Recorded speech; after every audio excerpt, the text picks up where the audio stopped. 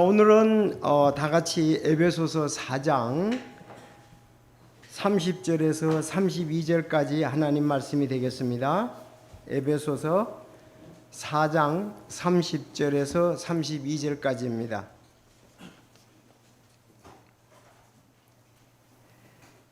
자, 세 구절인데 같이 읽도록 하겠습니다. 에베소서 4장 30, 31, 32 다 같이 읽겠습니다. 하나님의 거룩한 영을 슬프게 하지 말라. 그분에 의해 너희가 구속의 날까지 봉인되었느니라. 너희는 모든 쓴 것과 진노와 분노와 소리지르는 것과 비방하는 것을 모두 악의와 함께 버리고 서로 친절히 대하며 상냥한 마음을 품고 서로 용서하기를 하나님께서 그리스도인의 너희를 용서하신 것 같이 하라. 아멘. 기도하겠습니다. 하나님 아버지 감사합니다. 이제 가을 참 저희들 첫 주 하나님께 영광 돌릴 수 있음을 인해서 감사합니다.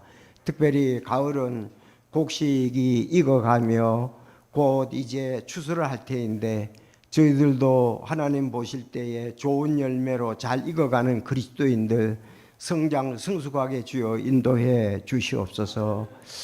정말 자연의 만물을 볼 때 하나님의 솜씨가 놀라우며 신비롭습니다. 저희들 그 원리 속에서도 우리 그리스도인의 삶의 원리를 배울 수 있음을 감사합니다.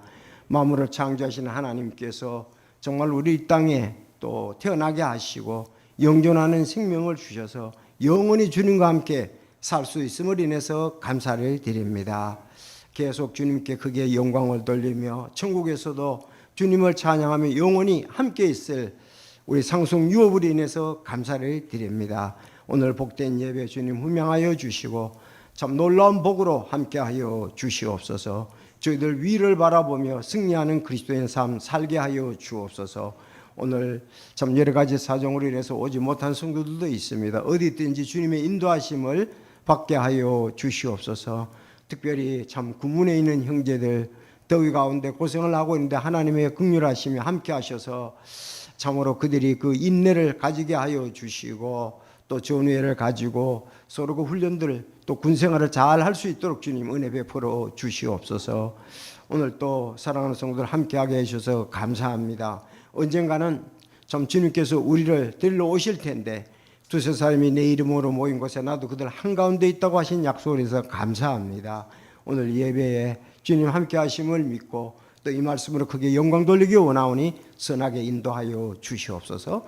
예수님의 이름으로 기도드리옵나이다. 아멘. 오늘 찬송도 대부분이 이제 지난주에 구원받은 분들을 생각하면서 이렇게 준비를 했습니다. 그래서 63장 나의 갈 길 다 가도록 다음 110장 저 십자가 그리고 오늘 177장 성령이 계시네. 이제 마지막에 이제 사랑하는 주님 앞에 찬송을 하나님께 영광을 돌리게 되겠습니다.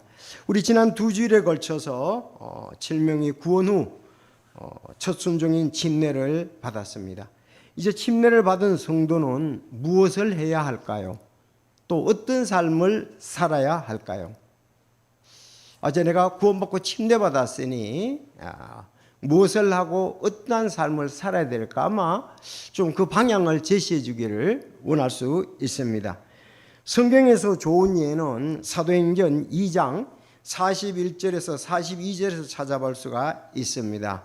그래서 사도행전 2장 41절에 보면 그때 그의 말을 기쁘게 받아들인 자들이 침례를 받으니 바로 그날 3,000원 가량이 그들에게 더해졌더라. 자, 그들이 사도들의 교리와 첫째 사도들의 교리와 구원받고 침례받았잖아요. 3,000명이 교제 안에 확고히 머물고 세 번째 빵을 떼며 기도하니라 그랬습니다. 바로 이렇게 하면 됩니다. 구원받고 침례받은 딱 그 말씀이잖아요. 3,000원간을 침례받았으니까 그들이 이제 120명이 되겠죠. 왜냐하면 120명으로부터 예루살렘 교회가 시작을 했습니다. 그래서 3,000명이 더해졌잖아요. 자, 그들이 사도들의 교리와 사도들의 교리는 하나님의 말씀입니다. 그래서 말씀이 있어야 되고요. 교제 안에 확고히 머물고 성도들의 먼저 믿은 성도들과 함께 교제 안에 확고히 머물러야 됩니다. 그리고 빵을 떼며, 물론 빵을 떼는 것은 두 가지로 해석할 수가 있습니다. 주의 만찬과 실제로 이제 우리가 식사, 이 두 가지를 볼 수가 있습니다. 그렇게 빵을 떼며, 초대교회는 이 빵 떼는 것을 자주 했습니다. 주의 만찬을. 그리고 기도하니라 그랬습니다. 기도 중요하죠. 오늘도 우리가 9월달 기도의 달인데, 자, 이와 같이 첫째, 하나님의 말씀이 늘 있어야 되고, 교제 안에, 성도의 교제 안에 확고히 머물러야 되고, 빵을 떼며 교제하죠. 또 그것도 또 주의 만찬에 우리가 구원받은 것을 다시 기억하게 되고 기도하니라 그랬습니다. 자, 이렇게 할 때에 우리가 영적으로 성장 성숙, 인격적으로 성장 성숙 할 수가 있습니다. 자, 그들은 이 초대교회 예루살렘 교회 성도들은 하나님의 말씀을 배우는데 힘썼고 교제 안에 확고히 머물고 빵을 떼며 함께 기도하는 삶을 살았습니다. 여러분, 오늘 그래서 제가 교제에 대해서 우리 원래 8월 달에 교제의 달인데 오늘 또 침례받은 분도 있고 해서 제목을 이제 성도의 좋은 교제의 삶이라는 제목으로 말씀을 드리겠습니다. 성도의 좋은 교제의 삶. 자, 성도의 교제는 단순한 친목을 넘어서 그리스도 안에서 서로 세워주고 격려하며 함께 성장하고 또 하나님께 영광을 돌리는 거룩한 목적을 지니고 있습니다. 자, 이렇게 우리가 친목이 아닙니다. 그리스도 안에서 서로 세워주고 격려한다. 그리고 함께 성장 성숙한다. 그리고 하나님께 영광을 돌리는 거룩한 목적을 가지고 있습니다. 예배의 주목적은 모든 부분을 통해서 하나님께 영광을 돌리는 것입니다. 우리가 이제 구원받고 침례받은 여러분들이 교회라는 말을 잘 이해할 필요가 있습니다. 교회는 원래 헬라어로 에클레시아죠. 에클레시아라는 말은 불러냄을 받은 자들의 모임입니다. 일단 건물이 아니고 불러냄을 받은 사람들의 모임. 우리가 바로 에클레시아, 불러냄을 받은 모임. 특별히 우리는 예수 그리스도를 믿는 사람들의 모임이 교회입니다. 그렇기 때문에 모이지 않는 교회는 없습니다. 예루살렘 교회도 모였고, 안디옥 교회도 모였고, 빌립보 교회도 모였고, 에베소 교회도 모였고, 전부 다 모이는 교회였지 흩어진 교회는 아닙니다. 특별히 우리가 안식 후 첫날 초대교회 성도들이 모여서 하나님께 영광을 돌리는 그런 모습들을 우리가 보게 됩니다. 자, 그러면 오늘 이게 본문을 통해서 세 가지로 말씀을 드리기를 원합니다. 첫째, 우리가 성령님을 슬프게 하지 않는 삶, 성령님을 기쁘게 하는 삶이죠. 근데 이제 여기 본문에서 성령님을 슬프게 하지 말라 그렇게 30절에 말씀하고 있습니다. 두 번째는 우리가 옛 생활인 악의를 버리고 친절과 상냥함을 품은 삶입니다. 악의를 버리고 여기 5가지 나오거든요. 그래서 악의를 버리고 친절과 상냥함을 품은 삶. 세 번째, 하나님의 용서를 본받는 사람. 이렇게 세 가지를 말씀을 드리겠습니다. 정말 이 부분은 또 우리가 세상 끝날까지 주님 오실 때까지 성도들의 교제에서 중요한 부분입니다.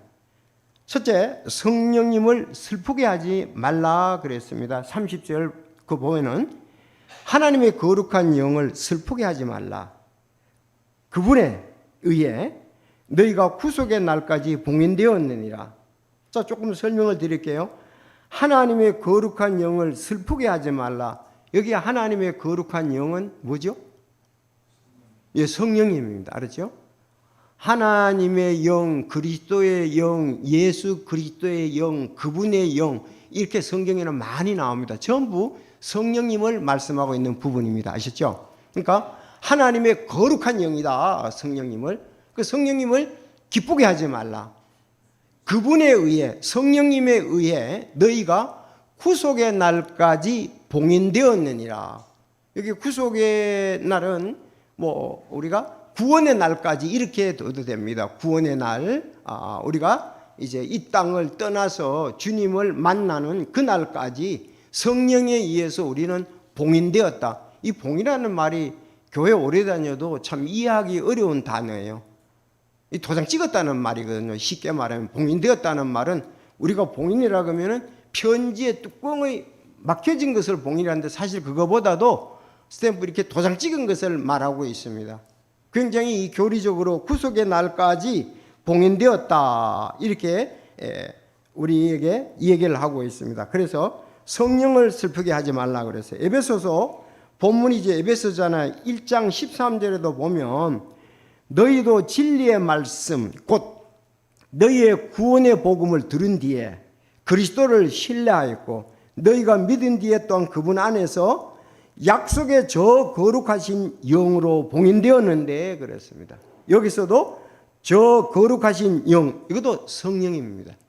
성령으로 봉인되었다, 도장 받았다, 도장 치게 되었다 이렇게 말씀을 하고 있습니다. 자, 이 성령께서는 값주고 사신, 핏값으로 사신 그 소유물이 구속받을 때까지, 구원받을 때까지 우리 상속유업의 보증에 대해서 하나님의 영광을 찬양하게 하시느니라. 우리가 상속유업, 다시 이제 아직은 상속유업을 지금 못 받고 있잖아요. 이미 확정적입니다. 그렇죠? 우리가 이 땅을 떠나게 되면 상속유업을, 확정된 상속유업을 받게 됩니다. 그 보증이 뭐냐? 성령이라 이거예요. 그래서 성령님은 하나님의 영광을 찬양하게 우리를 한다 이 말입니다. 좀 봉인되었다는 말에 대해서 조금 말씀을 드릴게요. 중요하니까요. 우리는 구원받은 순간에 성령님에 의해 하나님의 소유가 되었습니다. 하나님의 소유다. 두 번째, 우리가 구원받은 순간 성령님에 의해 영원한 구원이 보장되었습니다. 세 번째, 우리가 구원받은 즉시 하나님의 약속의 확정을 받게 되었습니다. 자, 이것이 우리가 봉인되었다는 내용 속에 있습니다. 옛날에 봉인되었다 그러면 뭐냐? 이 문서이지요. 문서에다 도장을 찍거나 물건에서 도장을 찍는 거예요. 그러면 소유주를 나타내는데 사용하였습니다. 그럴 수 있잖아요. 말의 엉덩이에다가 불로 달궈가지고 탁 찌는 거예요. 그러면 어떻게 했어요? 그 표시가 되어 있잖아요. 이건 내 말이야. 또 어떤 데는 또 귀에다 하는 경우도 있습니다. 양이나 소나 이런 짐승에게 이제 소유주를 나타내는 거 찍어서 도장을 찍어서 표시를 하는 것입니다. 또 문서에서도 도장을 찍으며, 그래서 성경에 예를 들면 다니엘서에 보면 왕의 봉인이 찍힌 것은 왕의 명령이 번복될 수 없음을 의미하고 있습니다. 그래서 우리가 구속의 날까지, 이 땅을 떠나 구원의 날까지 우리는 봉인되었습니다. 우리 몸의 부활을 통해 영광스러운 모습으로 변화되고 영원한 생명을 얻는 최종적인 구원이 구속의 날까지입니다. 자, 성령님으로 봉인되었다. 어떻게 봉인되었을까요? 또 이거를 잘 아는 분이 많지는 않아요. 아니, 예수님을 즉시 믿을 때에 성령으로 봉인되었는데 어떻게 봉인되었느냐 이 말입니다. 어떻게 봉인되었죠? 네, 그 말씀이 여러분 고린도전서 16장 9절입니다. 고린도전서 16장 9절. 무슨 말이냐? 너희 몸이 너희 안에 계시는 성령님의 전인 줄을 너희가 알지 못하느냐? 너희가 구원을 하나님에게서 받았고 또 너희는 너희 자신의 것이 아니니 주께서 값을 치르고 너희를 사셨느니라. 그러므로 하나님의 것인 너희 몸과 너희 영으로 하나님께 영광을 돌리라. 우리가 구원받은 즉시 성령님께서 우리 마음에 오신다. 이게 우리 마음 안에 계신다 이 말입니다. 너희 몸이 너희 안에 계시는 성령님의 전인 줄을 알지 못하느냐 그랬어요. 이 전이라는 말이 대골전자거든요. 성령님이 우리 안에 계시는 것을 갖다가서 성령으로 봉인했다는 말과 같은 거예요. 이제 아셨죠? 내가 예수님을 믿는 즉시 성령님께서 내 안에 계시고 내가 그것을 봉인되었다고 이제 표현을 하는 것입니다. 자, 우리는 이 내 안에 계신 거룩한 성령님을 슬프게 하지 말라. 언제까지? 구속의 날까지, 우리 몸이 변화되어서 주님을 만날 때까지 우리가 예수님이 우리 속에 봉인되어 계신다. 도장으로 계신다. 그래서 우리는 하나님의 소유가 되었고 영원한 구원의 보장이 되었고 하나님의 약속의 확증이 성령님이 우리 안에 계신다는 겁니다. 그래서 오늘 찬송에도 봤잖아요. 내가 매일 기쁘게 순례길을 행함은 주의 손이 나를 안보하며 내가 주의 큰 복을 받는 비결이 있으면 주의 영이 계심이로다. 성령이 계시네 할렐루야. 내게 계시네. 좁은 길을 걸으며 밤낮 기뻐하는 것 주의 영이 계신다. 그래서 우리 마음속에 있는 우리 안에 있는 성령님을 슬프게 하지 말라 그랬습니다. 자, 그래서 연결해서 그러면 성령님을 슬프게 하는 것이 무엇이냐? 바로 두 번째 연결이 됩니다.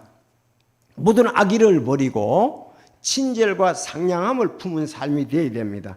여기 슬프게 하지 말라. 어떻게 하면 슬프게 하냐? 31절에 5가지의 죄를 얘기를 하고 있습니다.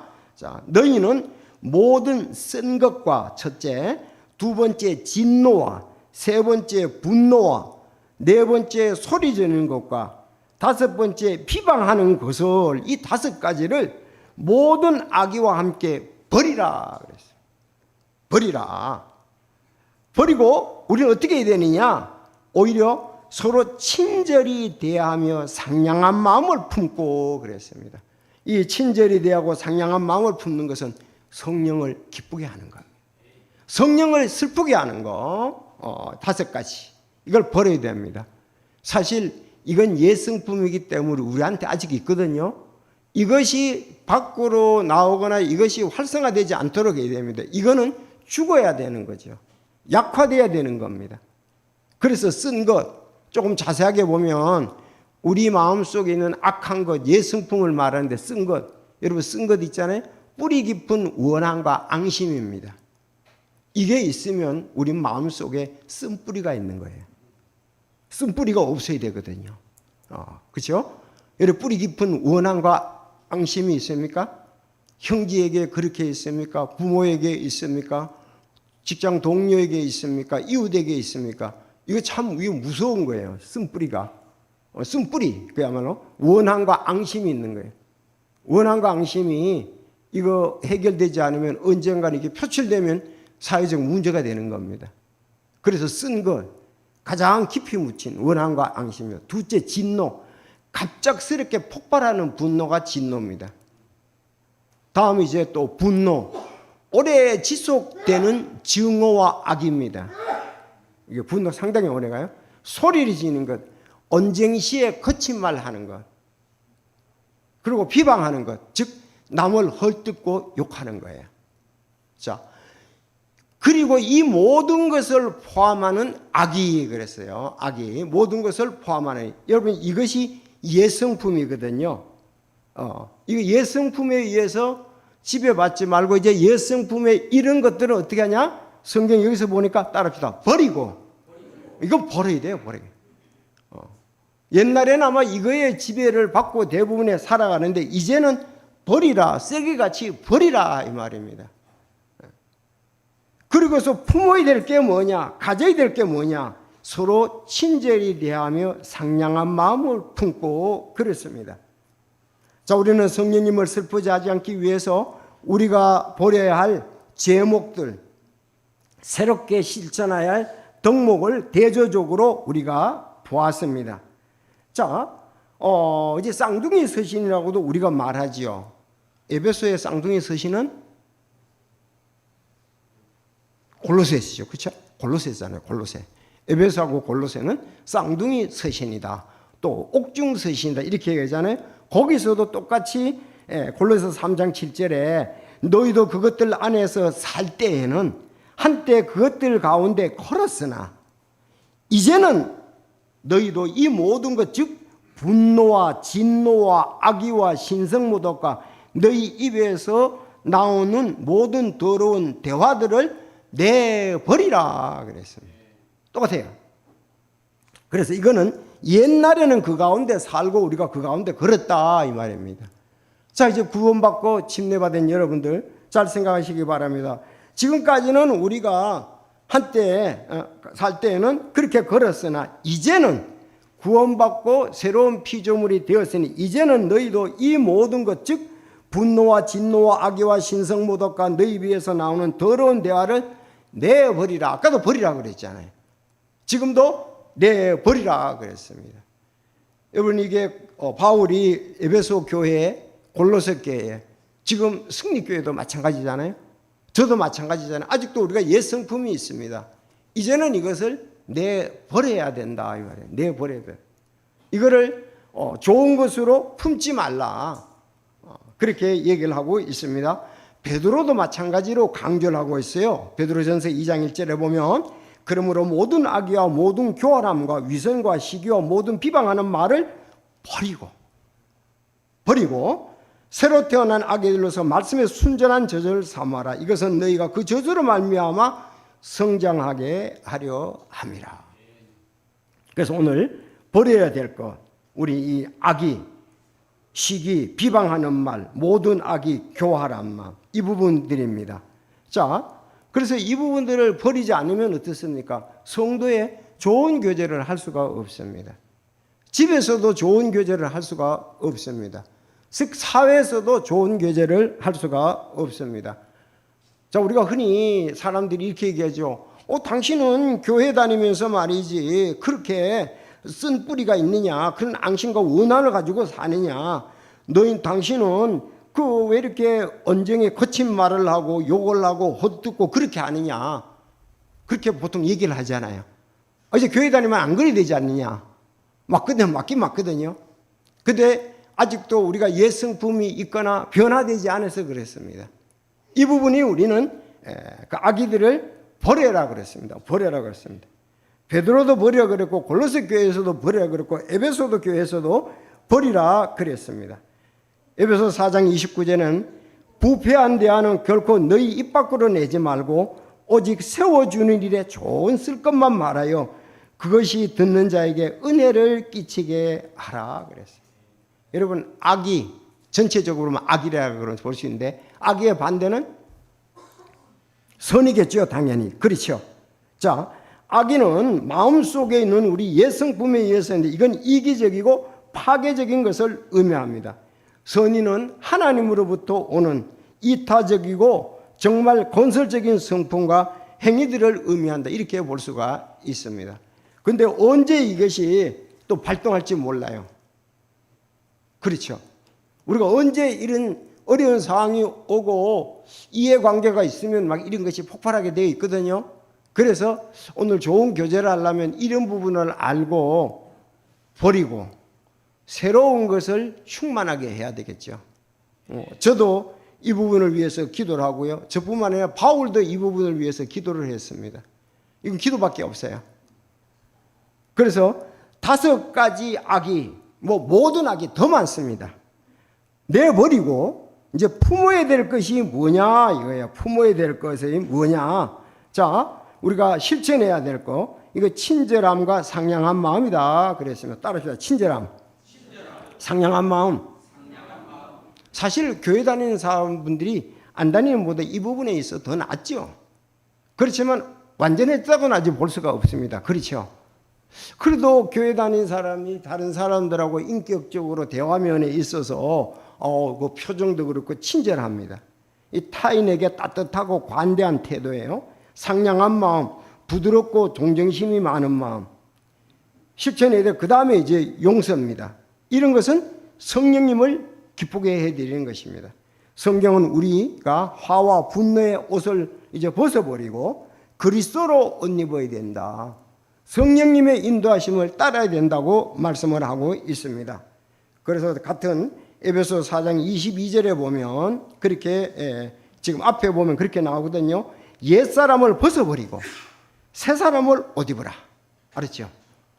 옛날 것은 이제 벗어버려야 돼. 옛날 거. 우리가 믿기 전에 가졌던 그런 생각들은 그런 악의들은 벗어버리고 새 사람을 입으라 그랬습니다. 새 사람을 입으라. 이전 행실에 관하여는 너희가 속이는 것으로 가득한 욕심들에 따라 부패한 옛사람을 벗어버릴 때 버릴 것과 가르침을 받았으니 너희의 생각의 영면에서 새롭게 되라. 또 너희가 하나님을 따라 의와 참된 거룩함으로 창조된 새 사람을 입을 것을 가르침을 받았으니. 자, 따라합시다. 버릴 것, 입을 것. 그래서 이런 악이, 잘못된 이 원한 관계, 성품 이런 것은 버려야 됩니다. 버려야 돼요. 쓰레기통에도 버리고 새롭게 입어야 된다. 그렇게 얘기를 하고 있습니다. 쌍둥이 쓰신 골로새에서도 보면은 뭘 입어야 되느냐. 좀 더 거기는 오늘 여기는 두 가지죠. 따라합시다. 친절과 상냥한 마음. 사실 우리가 이 부분이 잘 돼야 돼요. 근데 골로새에서는 또 더 많이 나옵니다. 그러므로 너희는 하나님께서 선택하신 자요 거룩하고 사랑하는 자로서 긍휼히 여기는 심정과 여기도 친절과 겸손한 생각과 온유함과 오래 참음을 입고 누가 누구와 다툴 일이 있거든 서로 참고 서로 용서하되 그리스도께서 너희를 용서한 같이 너희도 그리하며 이 모든 것 위에 사랑을 입으라. 또 입으라 그랬어요. 입으라. 사랑은 완전함을 이루는 띠니라 그렇게 말씀하고 있습니다. 사실 이거에 의해서 산다면은 우리가 변화되어서 이제 구원받고 침례받은 여러분들이 옛 것을 이제 버려야 돼요. 옛 성품을 버려야 돼요. 옛 성품을 십자가에 다른 데서 못 박으라 그런 말씀이 있습니다. 이제는 새 성품으로 살라. 이제 새 성품. 그래서 여기 친절과 겸손과 온유와 오래 참음을 입고 다툴 일이 있으면 이제는 참아야 된대. 예? 다툴 일이 있으면 참아야 돼. 예. 근데 이건 좀 훈련으로 되고 기도로 될 수가 있잖아요. 잘 안 됩니다, 이게. 똑같은 경우가 있어요. 그런데 나중에 가보면 진짜 기도하고 참는 사람 보면 야, 진짜 많이 변화되었다. 옛날 같으면 저분이 성격이 이랬을 텐데 이럴 때 이런 태도를 보였을 때 이제는 성령의 태도를 보이는구나. 하나님 말씀 안에서 사는구나. 이런 것을 보게 될 것입니다. 최종적으로 이제 우리가 아주 좋아하는 말씀이 갈라디아서 5장 22절이잖아요. 그러나 성령의 열매는 사랑과 기쁨과 화평과 오래 참음과 부드러움과 선함과 믿음과 온유와 절제니 이 같은 것들을 대적할 법이 없다. 가장 아름다운 것이다. 그렇게 말씀했습니다. 자, 여러분, 성령의 성품은 건강한 관계를 만들고 이는 곧 교회에 덕을 세우는 것입니다. 시편 19편 77절에 이게 다윗이 만약에 썼다면은 주의 친절한 긍휼이 내게 임하사 내가 살게 하소서. 주의 법은 나의 기쁨입니다. 주의 친절한 긍휼이 내게 임하게 해달라고, 친절한 긍휼이 임하게 해달라고 기도를 했습니다. 그렇게 되려면 어떻게 되냐? 기도하는 거예요. 기도해야 돼요. 자, 고린도전서 13장 4절에도 사랑은 오래 참고 친절하며 그랬습니다. 친절. 자, 타인에게 따뜻하고 관대하고 상냥한 마음. 그 친절에 대해서 이렇게 나옵니다. 친절하기 위해서 친절한 긍휼이 내게 임하게 해달라고 우리가 기도를 해야 됩니다. 그래서 기도 없이 저절로 되는 것은 아니지요. 기도회 통해서 성령님께서 역사하셔서 그 어려운 상황에서도 우리는 자기 자신보다도 친절하고 상냥한 태도를 취할 수가 있습니다. 그래서 오늘 서로 친절히 대하며 상냥한 마음을 품고 그랬습니다. 우리의 옛 본성은 결코 교제에 있어서 도움이 될 것이 하나도 없습니다. 그건 다 버려야 돼. 사실은 우리가 이렇게 친절과 상냥한 마음 이것이 안 되고 만약에 다른 사람이 내한테 아직 옛성품이 있어서 교회 안에서 악의를 품고 분노를 품고 여러 가지 할 때 그러면 내가 어떻게 해야 되느냐? 그것도 어떻게 해야 될까요? 하나님께 기도해야 되거든요. 근데 우리는 그 습관이 안 돼 있어요. 그냥 다른 사람이 악의를 품고 나에게 흉을 보거나 뭐 좋지 않게 하면은 그거에 대해서 어떠냐? 아주 관계를 끊으려고 생각을 하는 경향이 많아요. 여러분, 그게 아니고 우리는 그래서 관계를 끊을 수가 없어요. 하나님께 그 일을 두고 기도를 해야 되거든요.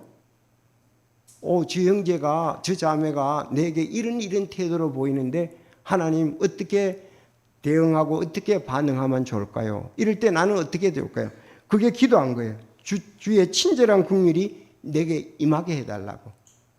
그리고 그거에 대해서 바르게 하나님의 뜻대로 대응을 해달라고 기도했을 때에 성령님께서 역사하셔서 거기 온유함과 상냥함 이런 부분들이 친절함이 있게 된다는 사실입니다. 여러분, 사실 기도는요, 모든 것을 주님 쪽으로 향하도록 하는 아주 기본적이고 절대적인 겁니다. 기도밖에 없어요. 다른 게 없습니다. 왜 아직도 우리는 옛성품 가운데 살고 있잖아요. 우리는 사단의 역사는 이 지구상에 살고 있잖아요. 믿지 않는 사람도 그렇고 아직도 믿는 사람도 아직 옛성품이 다 죽지 않았거든요. 우리는 언제까지 들려 올라갈 때까지 변화된 몸을 갖기 전까지는 계속 우리 속에 쓴뿌리가 있는 거예요.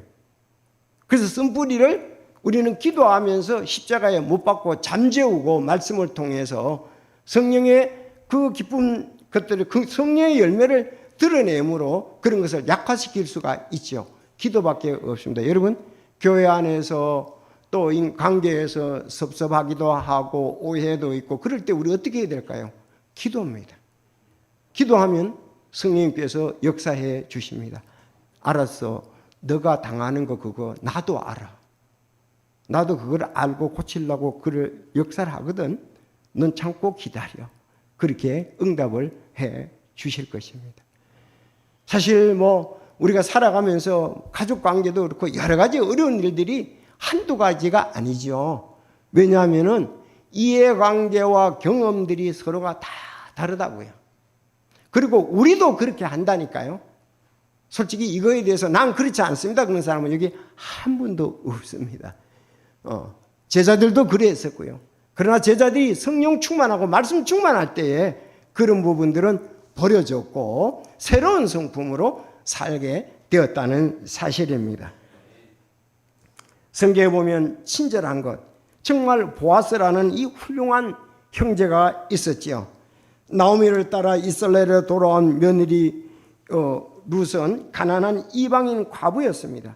그는 시어머니를 부양하기 위해서 밭에서 이삭을 주었는데 밭주인인 보아스가 그 룻의 이야기를 듣고 그녀에게 큰 친절을 베풀었습니다. 보아스는 룻에게 자기 밭에서만 이삭을 죽게 하고 자기 일꾼들에게 룻을 잘 보호하게 하고 또 룻을 갖다가 식사를 풍성하게 같이 하라 그러고 그 남들이 눈치 못 채게 이 보아스는 이삭을 일부러 흘려줬습니다. 이 보아스의 친절은 참 이 룻을 불쌍히 여기는 게 아니고 친절한 거예요. 실제적인 관계, 안정과 물질적인 도움을 제공했고 그는 그래서 어떻습니까? 시어머니 나오미와 함께 평안하게 살 수가 있습니다. 얼마나 줘야 될까요? 이삭 죽기 위해서 그 시어머니와 둘이 살 수 있겠냐 이거예요. 거기는 보아스가 도와줘서 그렇게 했던 겁니다.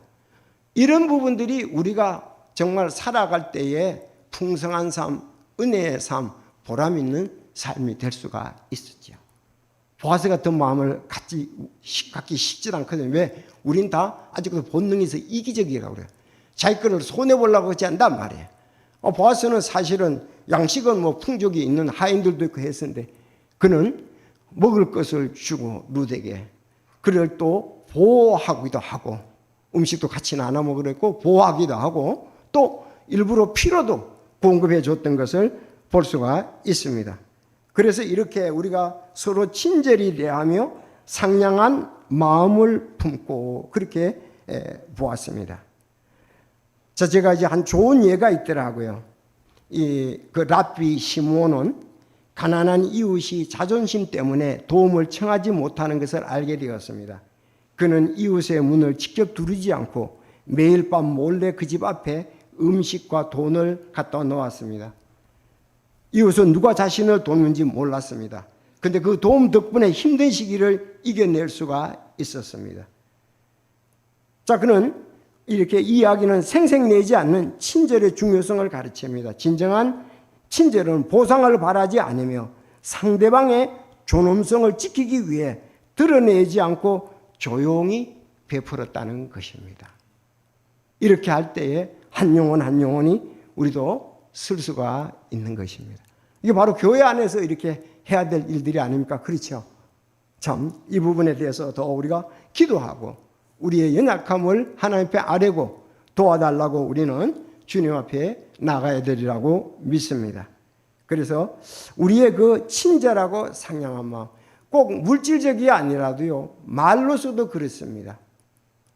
사실 교회야말로 지금 우리가 예수님의 보혈의 피로 맺어진 형제 자매들 아닙니까? 그렇죠. 거기에는 엄청난 진짜 주님의 친절함과 주님의 모든 것이 거기에 십자가 안에 포함되어 있지 않습니까? 큰 은혜를, 큰 사랑을 맛본 우리들입니다. 그런데 우리도 아직 예성품이 있어서 적은 것 때문에 큰 상처를 받고 하나님과와 성도와 관계와 세상과의 관계를 갖다 어렵게 하는 경향들이 우리에게 있습니다. 그렇지만 그 일들을 하나님께 맡기고 내가 할 수 있는 데까지 주님의 영광을 위해서 최선을 다한다면 주 오실 때까지 힘써 일하고 주 오신다면 편히 쉬겠네. 우리 그리스도인들이 그렇게만 산다면 진짜 하나님의 영광을 위해서 우리가 나를 구해주신 주님께 적은 것이나마 드려서 주님 영화롭게 하고 다른 영혼들을 세우게 한다는 사실입니다. 제가 지금 대만의 선교사님 박정복 선교사님이죠.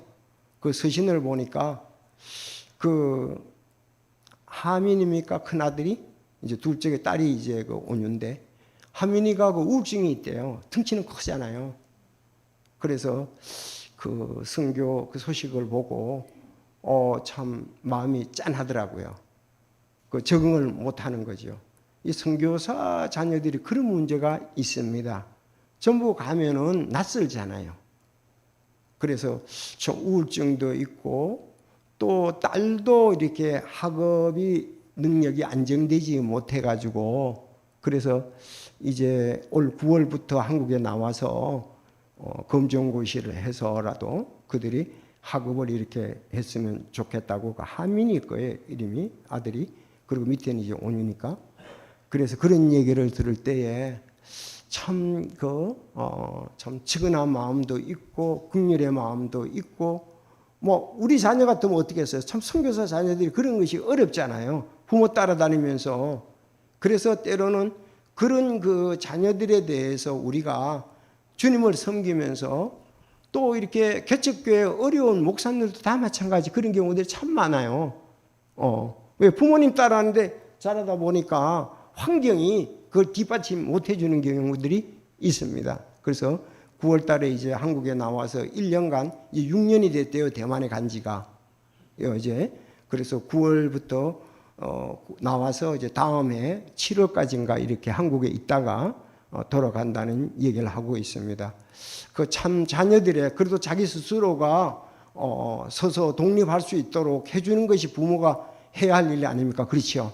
그들이 영육 혼이 다 건강해서 스스로 독립할 수 있도록 하는 것이 우리가 자녀를 양육하면서 해야 될 텐데 그런 부분이 안 되니까 또 선교사역은 소명을 받아서 해야 되니까 참 어려움이 있는 것을 보았습니다. 자, 이런 때에도 우리가 어떻게 기도하며 도울까 좀 고민이 해야 되리라고 이렇게 생각을 합니다. 우리 이 땅에 살아가면서 참 우리의 그 귀한 삶을 함께 나누는 것, 그것이 중요하다고 믿습니다. 그래서 오늘 우리가 교제를 위해서는 악의는 버리고 친절과 상냥함을 품은 삶을 우리가 살아야 되겠다 합니다. 우리 한혜란 자매 구원받고 침례 받았는데 참으로 이렇게 그래도 전체적으로 봤을 때 성도들이 친절하고 상냥 때문에 자기가 참 기쁨이 있었다고, 또 물론 같은 아파트의 박정래 자매님이 서로 이렇게 교제를 나누고 이런 부분이 있는데, 사실 교회는 이런 부분이 없다면은 세상에서 상처받고 어려움을 당한 사람들이 교회 와서 적응하기 참 어렵거든요. 그렇다면 우리끼리는 어떻게 해야 되냐 이거예요. 우리가 더 주님의 영광을 위해서 쓰이기를 위해서 기도하고 또 헌들을 위해서 기도하고 나를 써달라고 우린 기도하는 우리가 되어야 되리라고 믿습니다. 여러분, 버릴 것은 버려야 됩니다. 품을 것은 품어야 됩니다. 가질 것을 가져야 돼요. 안 가질 것을 가지면 우리는 안 된다는 사실입니다. 마지막에 하나님의 용서를 받은 삶같이 그렇게 우리가 살아야 된다. 서로 용서하기를 하나님께서 그리스도로 인해 너희를 용서하신 것 같이 하라.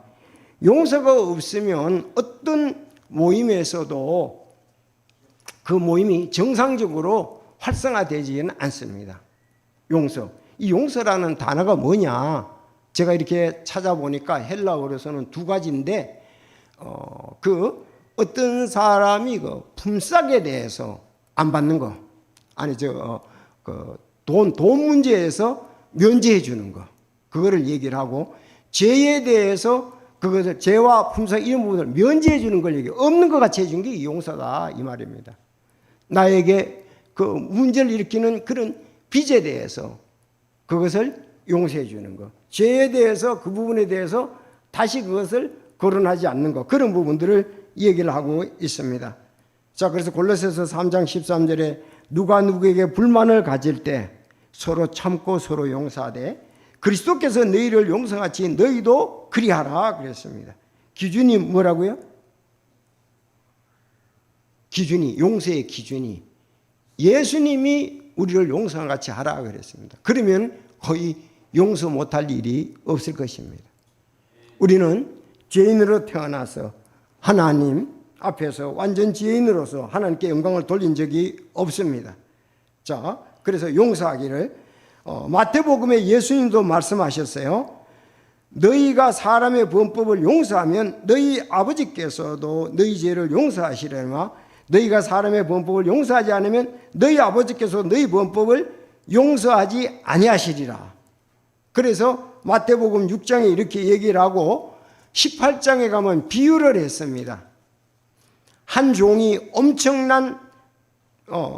왕에게 엄청난 빚을 졌어요. 1만 달란트에 그 탕감을 받았습니다. 근데 자기는 아주 적은 빚인 100데나리온의 동료를 용서하지 않았습니다. 그래서 왕은 이 진노에 잔여해서 분노해서 그를 감옥에 가뒀다는 말씀이 나옵니다. 예수님 말씀하신 거예요. 그러니까 이건 뭐 비교도 안 되죠. 1달란트하고 1데나리온은 하루 품삯이에요. 그런데 1달란트는 6천분의 1입니다.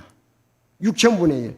그래서 이걸 따져보니까 16년 동안 하루도 쉬지 않고 일해야 되는 것이 이 1달란트예요. 그러니까 1데나리온 빚진 사람이 1달란트 빚진 사람하고 비교를 하는 거예요. 그러면서 너희들은 하나님으로부터 얼마나 큰 용서를 받았느냐. 근데 왜 넌 적은 것을 용서해 주지 못하느냐는 것을 예로 들은 것입니다. 그래서 우리가 1만 달란트, 그것도 1만 달란트 빚졌다 해서 엄청난, 우리는 하늘로부터 말로 할 수 없는 죄들과 범법들을 용서받았습니다. 맞습니까? 그런데 우리는 조그만 것도 사실은 용서해 주지 못하는 거예요. 그래서 이건 하나님의 용서가 얼마나 큰지를 우리에게 말씀하시는 부분입니다. 그래서 서로 용서하기를 하나님께서 그리스도에 내 너희를 용서하신 같이 하라 그랬습니다. 자, 이 랍비 시몬은 이렇게 얘기를 했습니다. 다른 사람의 죄를 용서하는 사람은 하나님께도 용서를 받는다. 다른 사람의 죄를 용서하는 사람은 하나님께도 용서를 받는다. 그래서 이 가르침은 용서가 상호적인 관계 속에서 이루어짐을 보여주고, 즉 우리가 타인을 용서할 때 하나님께서도 우리의 부족함을 긍휼히 여기시고 용서해 주신다는 믿음을 담고 있습니다. 그래서 진정한 우리가 하나님부터 얼마나 큰 십자가 앞에서 용서를 받았는가를 늘 그 은혜를 생각하면 우리는 다른 사람을 용서해 줄 수가 있습니다. 자기는 큰 용서를 받았는데 적은 것도 용서하지 못한다면 우리는 좋은 교제의 삶을 살 수가 없다는 말씀입니다. 그래서 이제 이번에 구원받고 침례받은 또 여러분들, 우리 그 또 성도들을 갖다가서 함께 성장 성숙하게 해야 할 우리 성도 여러분, 성도의 좋은 교제. 우린 주님의 놀라운 사랑으로 보고 용서로 보고 그분의 긍휼로 봐야지, 우리 자신으로서 본다면은 우린 좋은 교제 관계를 가질 수가 없다. 여러분 맞습니까? 하나님의 사랑이 얼마나 큰가, 은혜가 얼마나 큰가, 용서가 얼마나 큰가, 긍휼하심이 얼마나 큰가, 그건 뭐 말할 수가 없어요. 진짜 하늘을 두루마리 삼고 바다를 먹물 삼아도 그 모두 그것이거든요.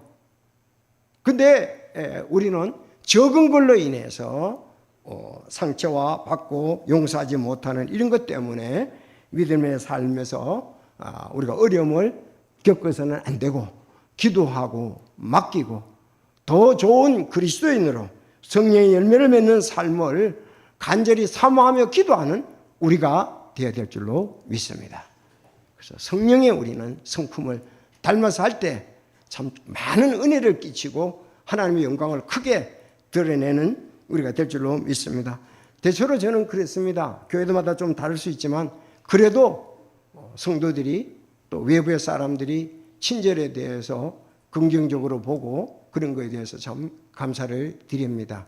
특별히 우리가 좀 지난번에 정문아 형제 거 와서 좀 정순남 자매인 대해서 얘기를 하고 있지 않습니까? 자기 집이 급에 수철하고 정말 희생적이면서 다른 사람들과 관계, 정말 그런 간증들이 저는 그분이 뭐 그렇게 간증 안 하고 깜짝 놀랐어요. 어떻게 그렇게 감동을 받아가지고 또 그런 부분들이 우리 모두에게도 풍성했으면 좋겠습니다. 저도 그렇게 되기를 원하는 마음이 있습니다. 기도하겠습니다.